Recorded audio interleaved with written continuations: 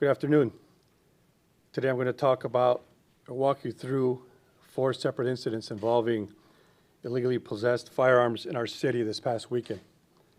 Each of these incidents represents a troubling trend that we're seeing here that presents illegally possessed firearms escalations and confrontations into deadly or potentially deadly situations.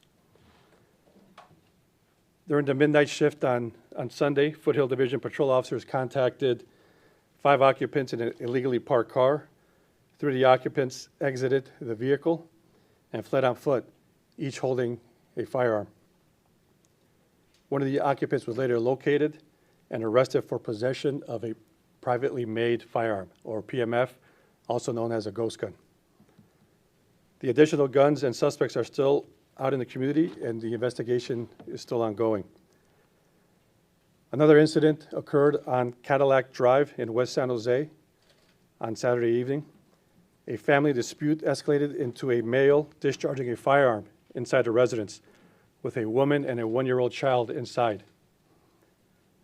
As a result, a special operations activation was required to handle the potentially deadly situation involving this firearm. While negotiating with the individual, the woman and the 1-year-old child were able to escape the residence. The suspect attempted to flee, but was apprehended, and a firearm was located at the scene. The third incident was a homicide that occurred at 2:43 a.m. on Sunday, March 27. During that incident, patrol officers responded to a shooting incident on South 4th Street near San Carlos Street. When they arrived, they located an adult male suffering from at least 1 gunshot wound, and he was pronounced deceased at the scene. The shooter was reported to have fled on foot and still had the handgun. While managing the homicide crime scene, officers were flagged down and called to deal with yet another firearm-related incident less than half a block away.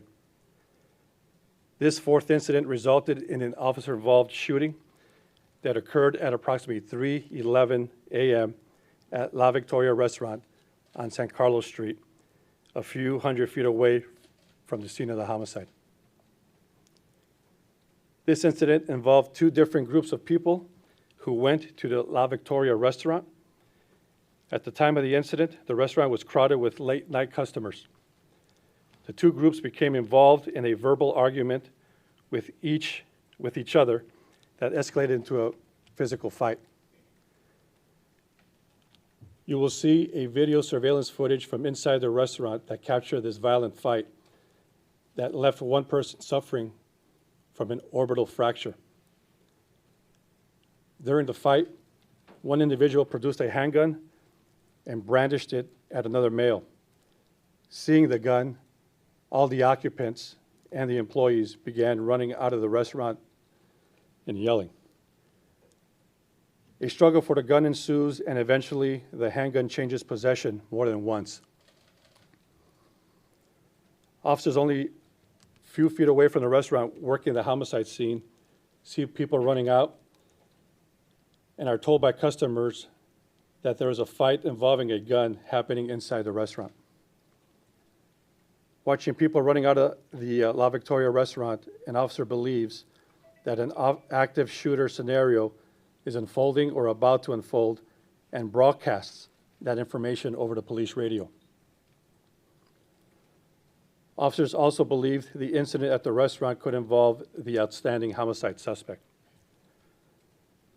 A team of officers approached the restaurant on foot as the fight was continuing. The fight moved out of the front door and onto the landing, where one individual was holding the handgun. Officers gave repeated commands to drop the gun. However, the individual does not drop the gun, and one officer shot more than one time, striking the individual. The individual was transported to a local hospital for non-life-threatening injuries. The individual who originally brought the gun to the La Victoria Restaurant and brandished it during the fight was arrested for being a felon in possession of a privately made firearm or ghost gun.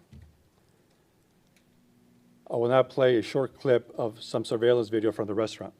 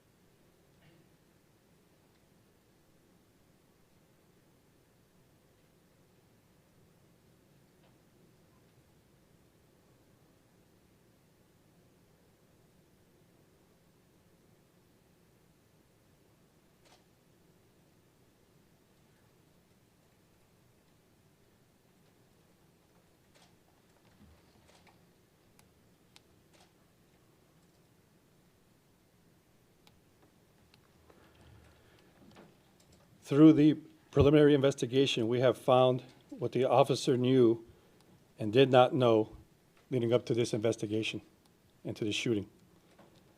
The officer knew that a homicide with a firearm had just occurred and that the suspect with the firearm had fled and could be in the immediate area. The officer knew that less than a block away from the homicide, a man with a gun inside a crowded restaurant engaged in a fight, and that panicked customers were running out reporting what was occurring. The officer knew that the person coming out of the restaurant was holding a gun and pointed it at others. The officer knew that that individual holding the gun did not drop it when commands were clearly given to him. The officer did not know who brought the gun to the restaurant. That information came to light after the detectives viewed the surveillance footage after the shooting. Body-worn camera from several officers captured the incident, and we have released a still image from a body-worn camera that showed the individual holding the firearm at the time he was shot. There was one involved officer in this shooting, with several other officers witnessing the shooting. The involved officer has 4 years of experience and is CIT trained and has been placed on routine administrative leave. We will be releasing the officer's name at a later date. A joint criminal investigation by the Santa Clara County District Attorney's Office, the San Jose Police Department's Homicide Unit, is underway. The case is also being monitored by the San Jose Police Department's Internal Affairs Unit, the City Attorney's Office, and the Office of the Independent Police Auditor. The determination of whether the shooting was lawful and justified will come from the District Attorney at a later date. As with all officer-involved shootings, we will be releasing community briefing video of body-worn camera footage in the coming weeks as dictated by AB 748. In addition to body-worn camera video, much of this incident was captured by surveillance footage from the restaurant as well as cell phone videos from people on the street. The handgun recovered at the scene is an unserialized, privately made firearm. Again, a ghost gun. This fist fight unnecessarily escalated into a situation where many lives were put in danger and one individual was seriously injured. This is an unfortunate but also too common set of circumstances where a confrontation and fight could have turned deadly due to the presence of a firearm. This is our second officer-involved shooting of 2022. Because a firearm was present, all 4 incidents escalated into potentially deadly encounters and one senseless loss of life during this weekend. 3 of the 4 incidents I described involved ghost guns. Over the last year, every 12 hours in San Jose, an illegally possessed firearm is discovered and seized during a police contact. In addition, many of those weapons are untraceable, privately made, otherwise known as ghost guns. Over the past 14 months, we have seized 1,108 illegal firearms off our city streets. Of those, 287, or 25%, have been ghost guns. Each gun seized represents a potential life saved or violent incident avoided. In the past 5 years, there have been over 1,300 shootings and 662 incidents of brandishing a firearm in our city.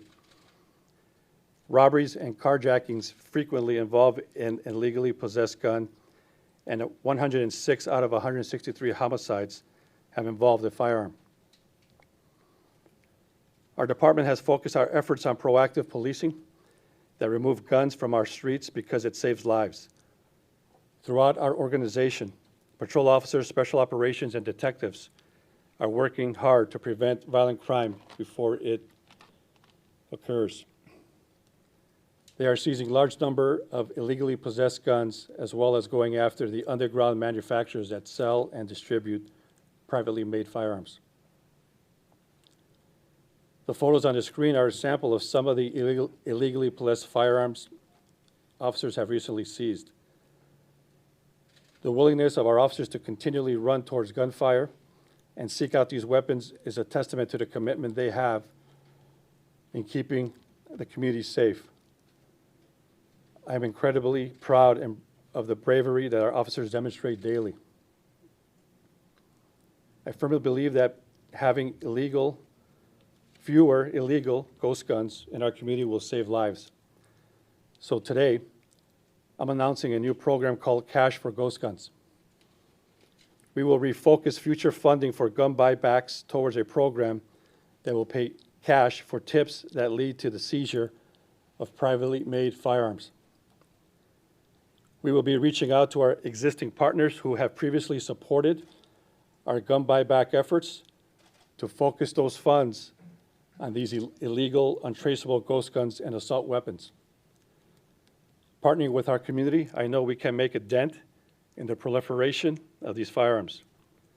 I believe that targeting these type of weapons and the people who are already prohibited from possessing firearms is the best and most urgent use of funding intended to reduce gun violence.